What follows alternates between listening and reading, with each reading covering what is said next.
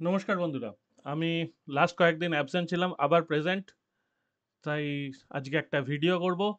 সেই ভিডিওতে অনেক কিছু আলোচনা করার আছে। ওয়ার্ল্ড কাপ তো চলছে এবং কনগ্র্যাচুলেশন বাংলাদেশ সাপোর্টারদের জন্যে, কারণ বাংলাদেশ সেকেন্ড রাউন্ডে উঠে গেছে। তো সেটা একটা খুব ভালো ব্যাপার বাংলাদেশ সাপোর্টারদের জন্য, অবশ্যই ভালো ব্যাপার, কারণ বাংলাদেশ ভালো ক্রিকেট খেলেছে। সেই হিসাবে ঠিকঠাকভাবে সেকেন্ড রাউন্ডে উঠেছে। বাই চান্স বৃষ্টির জন্য এরমভাবে ওঠেনি, সেটা বেশ ভালো। আচ্ছা, প্রথমে এই ম্যাচটা নিয়ে কথা বলি, তারপর আরও দু তিনটে পয়েন্ট নিয়ে আলোচনা করব। গতকাল টেলিগ্রামে, আমাদের টেলিগ্রামে অনেক কিছু আলোচনা হচ্ছিল, সেটা আমি পড়েছি রাত্রিরে, তো সেটা নিয়েও কিছু বলার আছে। প্রথমে হচ্ছে West Indies women versus Sri Lanka women. এইটাই কিন্তু বেশ ভালো খেলা হবে। খেলা হচ্ছে হামবানটোটায়, সুতরাং শ্রীলঙ্কার একটা চান্স আছে। আশা করি বৃষ্টি বিঘ্নিত খেলা হবে না। আমি ঠিক জানি না শ্রীলঙ্কার ওয়েদার এই মুহূর্তে কেমন।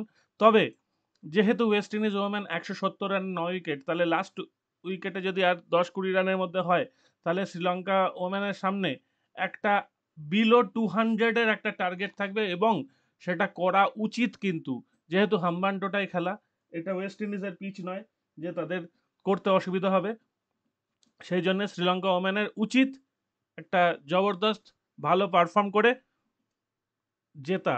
শ্রীলঙ্কা ওমেন ইদানিং কয়েকটা ভালো ম্যাচ জিতেছে, সুতরাং ওদের থেকে আশা অনেকটা বেশি। আচ্ছা, প্রথমে বলুন যে আজ সকালে কে কে এই ম্যাচটা দেখেছেন? এর আগে একটা ম্যাচ হয়েছিল ইন্ডিয়া ভার্সেস পাকিস্তান, সেখানে হার্ট অ্যাটাক হয়ে যাওয়ার জোগাড় হয়েছিল। আর একটা ম্যাচ হয়েছিল সাউথ আফ্রিকা ভার্সেস বাংলাদেশ, সেটাও মাহমাদুল্লাহ অলমোস্ট 6 মেরে দিয়েছিল, মার্করাম বাউন্ডারি লাইন থেকে ক্যাচ লুপে ফেলায় বাংলাদেশ সেই ম্যাচটা হেরে যায়। আর আজকের ম্যাচটা নেপাল জিতেই গেছিল প্রায়, কি ভালো খেলেছে নেপাল, কিন্তু কপালের ফেরে এক রানে, এক রান বলবো না, রান আউট যেটা হয়েছে সেটা বলবো যে 6 ইঞ্চি দূর থেকে রান আউট হয়ে গেছে। 6 ইঞ্চি পৌঁছালেই অন্তত সুপার ওভারে যেতে পারতো নেপাল। সাউথ আফ্রিকার সঙ্গে সুপার ওভারে যাওয়াটাও তাদের একটা বিশাল গর্বের ব্যাপার হতো। কিন্তু যাই হোক, খেলা এরকমই, এইভাবেই চলে। এবং প্রচুর হার্ট ব্রেকিং নেপাল সমর্থকদের জন্য, নেপাল প্লেয়ারদের জন্য। আর অসাধারণ বল করেছে তারাবির শামসি, কিন্তু তার আগে নেপাল বোলাররাও আরও অসাধারণ বল করেছে, এটা বলতেই হবে। ঠিক আছে, এই ম্যাচটা তো হয়ে গেছে। আজকে যে ম্যাচ নিয়ে আলোচনা করা যাবে সেটা হচ্ছে যে ইন্ডিয়া কানাডা, এবং মোস্ট প্রবাবলি খেলা হবে না। দেখি, Thursday was dry, but Friday was a washout in Lauderhill. The forecast for Saturday morning is not promising, with scattered thunderstorms predicted throughout the day. সুতরাং মোস্ট প্রবাবলি আজকে খেলা হবে না, এবং আগামীকাল মনে হয় পাকিস্তানের খেলা এখানে, সেটাও না হবার চান্স আছে। সুতরাং এই খেলা নিয়ে বেশি আলোচনা করার নেই। আর এখানে লিখেছে last chance for Kohli to find runs before India super 8 campaign. তার একটাই উত্তর হচ্ছে কোহলি কিন্তু কখনোই ইন্ডিয়া টিমে আগে ওপেন করেনি, এখন হঠাৎ করে ওকে ওপেন করতে পাঠানো হচ্ছে শিবম দুবাইকে অ্যাকোমোডেট করার জন্য ব্যাটিং লাইনে। সেটার জন্যই কোহলির একটু মুশকিল হচ্ছে। যদি কোহলিকে নিজের জায়গায় ব্যাট করতে দেওয়া হয়, আমার ধারণা কোহলি নিজের ছন্দে ফিরে আসবে। কিন্তু সুপার 8-এ কোহলি ঠিকঠাক ছন্দে ফিরে আসবে, এটাই আমার বিশ্বাস। ওপেন করতে হলে সেটা অন্য ব্যাপার, ওপেন করতে না হলে নিজের জায়গায় খেলতে পারবে।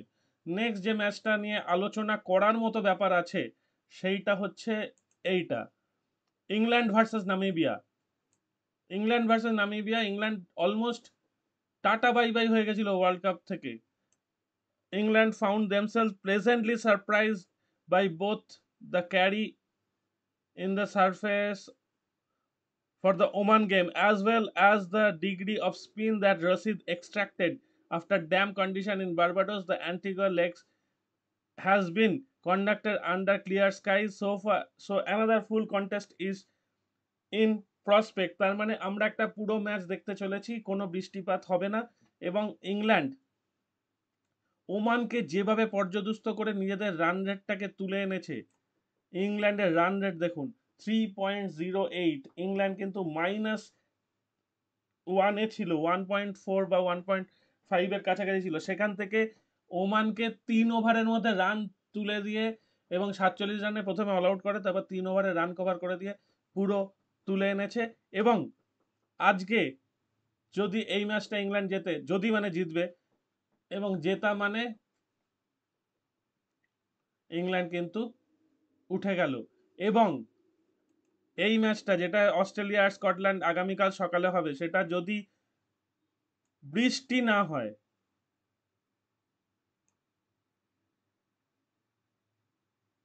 It's it is the first game of the tournament for Saint Lucia, so another venue for the teams to get used to. Australia will return to their Super 8 game against India, and either Scotland or England will face West Indies at the ground which carries the name of their coach Darren Sammy. The forecast suggests a small chance of shower. A reminder: no result would be good enough for Scotland. তার মানে একটা হালকা বৃষ্টিপাতের সম্ভাবনা আছে, কিন্তু যদি খেলা হয় এবং খেলা হলে স্কটল্যান্ড যদি হারে, তাহলে কিন্তু ইংল্যান্ড থ্রু, কারণ ইংল্যান্ড আজকে জিতবে, খুব ভালোভাবে জিতবে, রান রেটে এগিয়ে যাবে। এবং এই খেলাটা নিয়ে আইসিসি আগে থেকেই একটা রিমাইন্ডার দিয়ে রেখেছে অস্ট্রেলিয়ার টিমকে, যে অস্ট্রেলিয়া যেন এরকম কিছু না করে, যাতে করে ইংল্যান্ডকে বাদ দেওয়ার জন্য একটা খারাপ গেম খেললো অস্ট্রেলিয়া। দেখুন, অস্ট্রেলিয়া যদি আজকে হেরে যায়, ঠিক আছে, তাহলে অস্ট্রেলিয়ার 6 পয়েন্ট হবে। ইংল্যান্ড আজকে জিতে যাবে, ইংল্যান্ডের 5 পয়েন্ট হবে। স্কটল্যান্ড যদি জিতে যায়, তাহলে স্কটল্যান্ডের 7 পয়েন্ট হবে, এবং স্কটল্যান্ড আর অস্ট্রেলিয়া থ্রু হয়ে যাবে। সেই জন্য আগে থেকেই বলে দেওয়া আছে যে অস্ট্রেলিয়া যেন এমন কিছু না করে যেখানে ইংল্যান্ডকে বাদ দেওয়ার জন্য স্কটল্যান্ডের কাছে গিয়ে হেরে গেল বা একটা খারাপ টিম নামালো। সেটা হলে কিন্তু আইসিসি তার বিরুদ্ধে কড়া পদক্ষেপ নেবে। যদি অস্ট্রেলিয়া মনে হয় না এরকম কিছু করবে, তবে টিম কিছু চেঞ্জ করতে পারে। অস্ট্রেলিয়া সুপার 8-এ যাওয়ার আগে একটু তাদের বেঞ্চ স্ট্রেংথ চেক করতে পারে, এবং তার ফলে যদি হেরে যায় সেটা অন্য কথা। তবে অস্ট্রেলিয়া টিমের হারার চান্স নেই। তবু ক্রিকেট তো, আজকে সাউথ আফ্রিকা প্রায় হেরে গেছিল নেপালের কাছে, সুতরাং ক্রিকেটে সবকিছুই ঘটা সম্ভব। তো সেই হিসাবে এই খেলাটাও কাল সকালে চোখে রাখার মতো, দেখে রাখতে হবে। তার আগে 10:30টার ম্যাচটা খুব ইম্পর্টেন্ট ম্যাচ ওই গ্রুপের, যেহেতু ইন্ডিয়া আর কানাডার ম্যাচটা না হওয়ার চান্সই প্রচুর বেশি, সেই জন্য 10:30টার ম্যাচ হবে। আর এই ম্যাচটা এখন কিন্তু খেলতে পারেন। আমি ভিডিওটা করার পর যখন আপলোড করব, তখন হয়তো ওয়েস্ট ইন্ডিজের ইনিংস শেষ হয়ে যাবে, শ্রীলঙ্কা ইনিংস শুরু হবে। সুতরাং শ্রীলঙ্কাকে যদি ভরসা করেন, তাহলে শ্রীলঙ্কার ওপর একটু টাকা লাগানো যেতে পারে। এইবার চলুন সরাসরি চলে যাব আমরা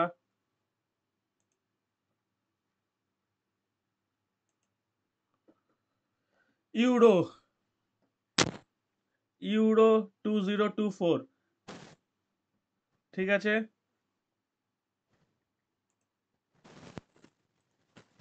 ইউরো 2024-এর প্রথম ম্যাচ হচ্ছে Hungary Switzerland, second match Spain Croatia.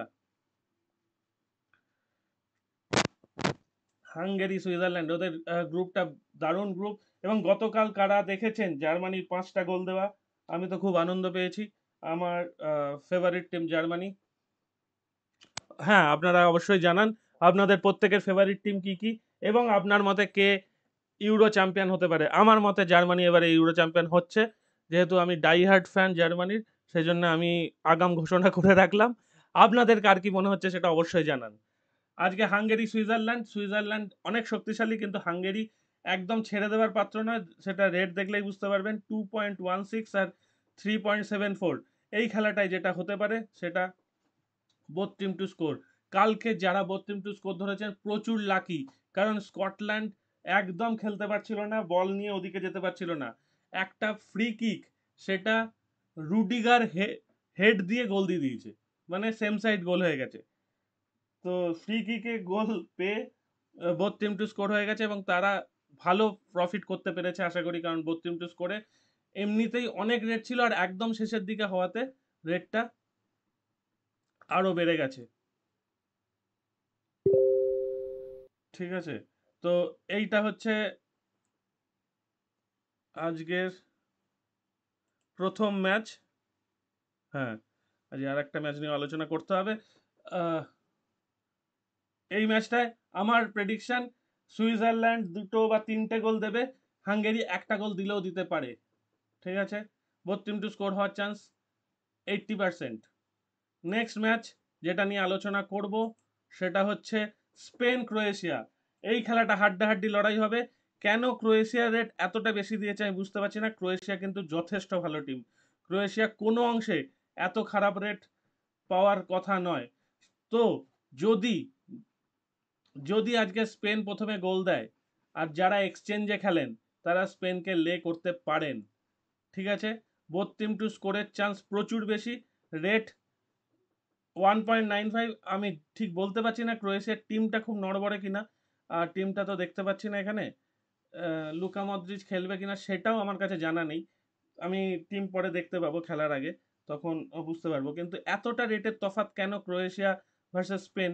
Spain দারুণ টিম মানছি, কিন্তু ক্রোয়েশিয়া এতটাও খারাপ টিম না যে ক্রোয়েশিয়াকে 4.5-এর কাছাকাছি রেট দিতে হয়। সেই জন্যই বলে রাখলাম, যদি স্পেন আজকে প্রথমে গোল দেয় তাহলে একদম নির্দ্বিধায় স্পেনকে লে করে নেবেন যে কোনো অ্যামাউন্ট, তারপরে পরে ক্রোয়েশিয়া গোল শোধ দিলে সেটা স্কোয়ার অফ করে দেবেন।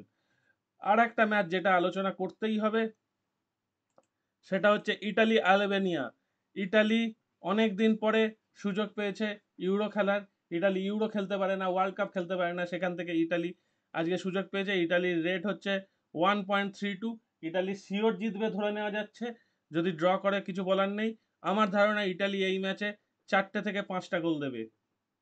ঠিক আছে, এখানে ওভার 2.5-এ এত রেট কেন আছে আমি জানি না। টোটাল গোল আজকে এই ম্যাচে আলবেনিয়া একটাও গোল দেবে কিনা আমি বুঝতে পারছি না। যদি দেয় তো ভালো, তাহলে টোটাল গোল বাড়বে। কিন্তু এই ম্যাচে গোল সংখ্যা অন্তত 4 থেকে 5টা হওয়া উচিত আমার মনে হচ্ছে। স্পেন ক্রোয়েশিয়া প্রচুর গোল নাও হতে পারে, 1-1 হতে পারে, 1-0 হতে পারে যে কোনো একজনের পক্ষে, 2-2 হতে পারে, বা স্পেনের পক্ষে 2-1 হতে পারে। সুইজারল্যান্ডের ম্যাচে যেটা বললাম 3টে বা 4টে গোল হতে পারে। আজকের প্রেডিকশন এখানেই শেষ করছি, এবং সবাই অবশ্যই জানান যে আপনার মতে ইউরো চ্যাম্পিয়ন কে হবে। টাটা, ভালো থাকবেন।